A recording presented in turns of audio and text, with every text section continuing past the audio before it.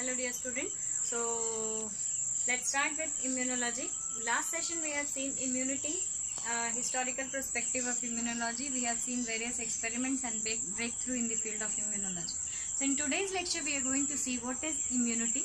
So immunity is defense system of any host.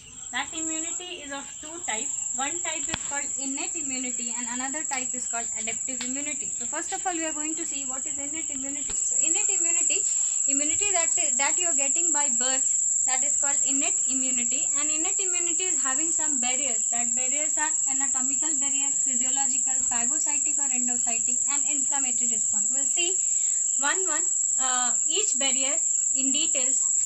So first of all, anatomical barrier. Anatomical barriers involves by birth you have provided with certain anatomy that is not going to allow pathogen to enter inside your body. For very simple example is skin.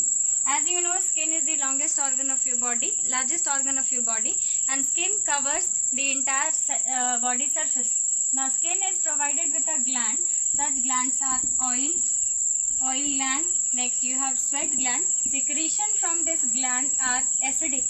Now acidic secretion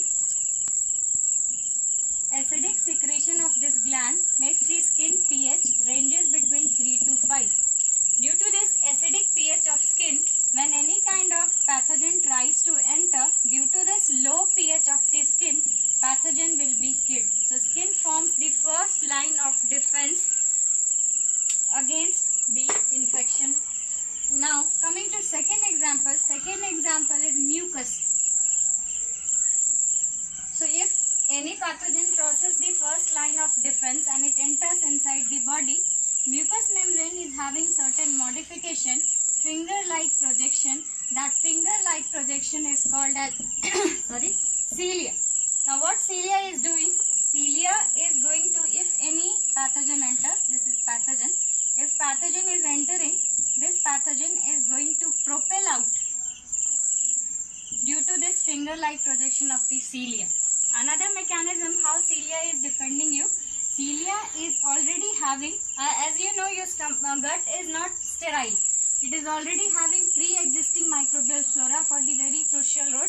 For example, E. coli is already present inside your stomach for synthesis of vitamin B complex. So this is pre-existing microbial, normal microbial flora. Now what is happening? When any kind of pathogen enter, this pathogen has to compete with the pre-existing flora for the shelter and food. So in this way, this mucus is playing very important role. In the recent news, we are seeing how coronavirus is playing crucial role. So what coronavirus is actually doing? Coronavirus is actually damaging this particular cilia of lungs. Due to damaging of cilia of the lungs, they are going to damage the cilia, and after damaging the cilia, the first option to propel out the coronavirus is going to be ruled out, and second problem is it is going to reduce the surface area. Now when cilial cells are going to be damaged, they form thick mucus inside the lung which causes respiratory problem and main cause of the death by COVID-19 infection. Now coming to another barrier, that barrier is called physiological barrier. So physiological barrier basically involves your body's physiology that resists the further growth of the bacteria.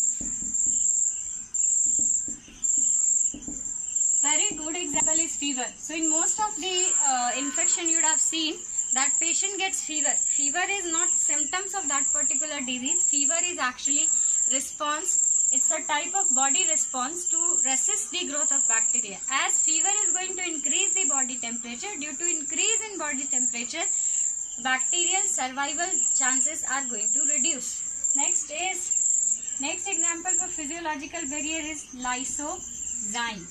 Lysozymes are present in lysosome. As you know, lysosome is also called as suicidal bag. This is lysosome. Now when any kind of pathogen enters, this pathogen is going to be taken up via endosome and they will be going